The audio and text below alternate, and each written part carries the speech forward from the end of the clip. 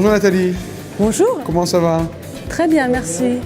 Tu sais, je pensais à un sujet qui serait intéressant. Est-ce que tu as pensé déjà un petit peu à ce qu'on pourrait avoir comme relation entre la liberté d'expression et le nom de domaine, par exemple? Ouh là là, ça c'est un sujet très délicat. Ouais. Ouh là là. Mais tu vois, ça serait intéressant de savoir un peu ce que tu en penses de ce côté-là.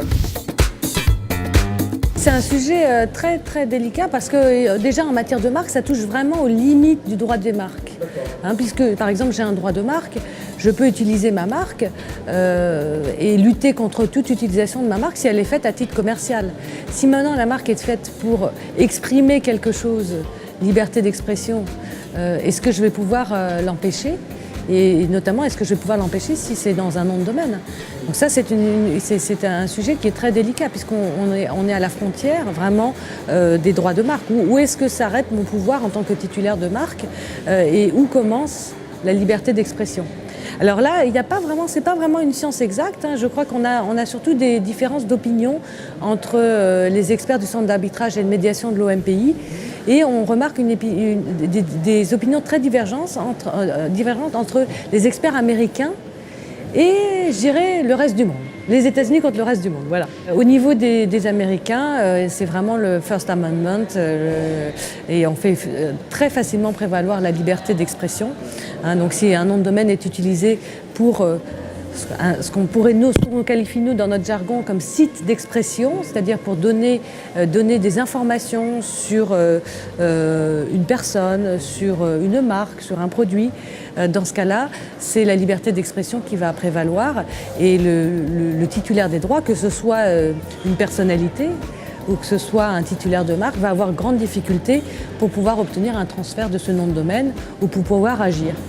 Lorsqu'on a des experts qui ne sont pas américains, c'est beaucoup plus nuancé.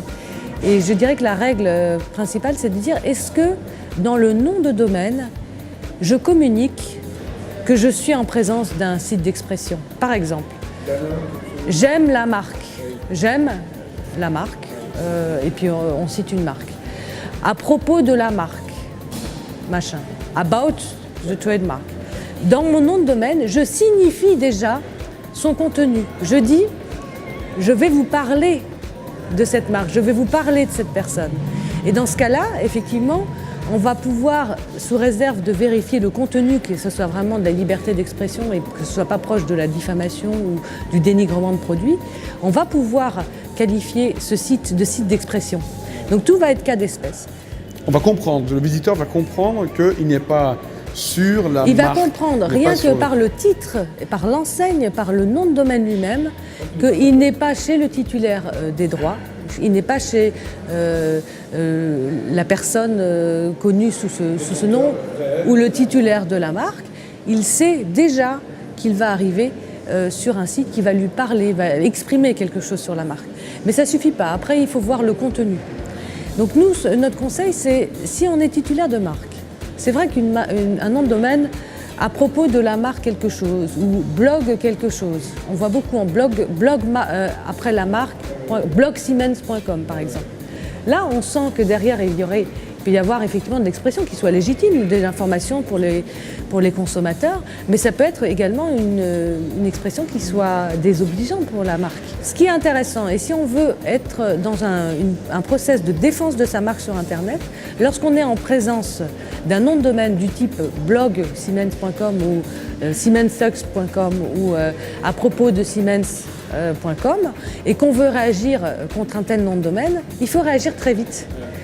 Et il faut réagir très vite et il faut étudier l'environnement de l'affaire. Imaginons que sur ce site, et nous on le voit beaucoup en pratique ces derniers temps, vous ayez des liens commerciaux.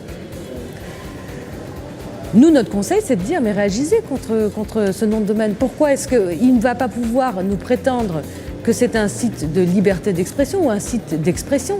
Dans la mesure où il en fait un usage commercial, il met des liens commerciaux et il touche un revenu de ce nom de domaine et par les liens qu'il a déposés. Dans ce type d'affaires, nous allons recommander d'effectuer un constat d'huissier sur Internet pour vérifier, pour caractériser l'atteinte et d'agir d'abord éventuellement à l'amiable, mais même devant le centre d'arbitrage de l'OMPI. Et nous avons gagné beaucoup d'affaires de ce type. Ce qui permet en fait de défendre, de tuer en fait, de tuer l'atteinte à la source, exactement Et donc, tout est question en fait de finesse dans la façon d'établir sa stratégie de défense de sa marque sur Internet. Mais c'est vrai que la liberté d'expression, c'est vraiment un sujet d'actualité en ce moment. Il y a beaucoup de titulaires de noms de domaine qui essayent d'en abuser. Et on constate également pas mal de noms de domaine qui pourraient être caractérisés de noms de domaine liés à la liberté d'expression, qui en fait camouflent un usage à titre commercial de la marque. Donc en fait, le conseil que l'on pourrait donner, c'est que toute personne désireuse de s'exprimer sur un sujet quelconque, le nom de domaine qu'elle va décider de prendre devra clairement spécifier, montrer et d'éviter à ce que l'internaute ne soit dupé et croit qu'il est vraiment sur le site donc, de la marque, pour pouvoir vraiment s'exprimer ouvertement, librement, bien sûr dans tous les respects de toutes les règles déontologiques. Voilà, et surtout ne pas faire un usage commercial. C'est pas d'utiliser, et surtout ne pas utiliser le prétexte de liberté d'expression pour essayer de tirer un profit de la marque via un nom de domaine. C'est très important.